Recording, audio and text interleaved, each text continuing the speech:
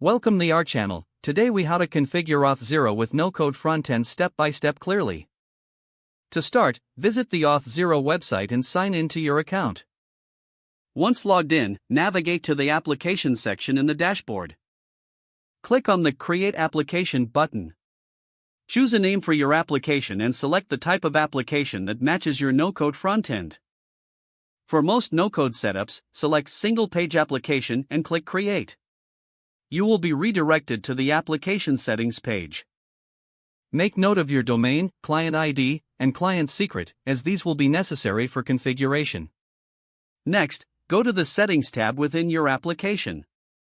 Set the allowed callback URLs to the URL where your frontend will be hosted. Add the allowed logout URLs for proper redirection after logout. Specify the allowed web origins to enable cross-origin resource sharing. Save your changes by clicking on the Save Changes button at the bottom of the page. Now, navigate to the API section in the dashboard. Click on the Create API button.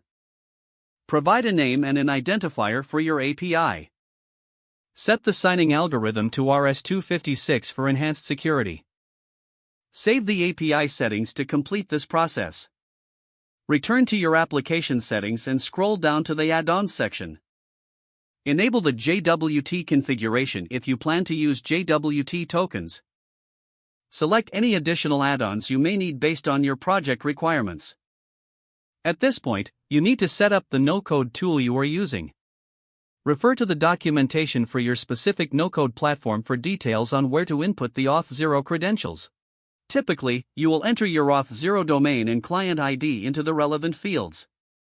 Auth0 might require you to set specific authentication methods based on your platform capabilities.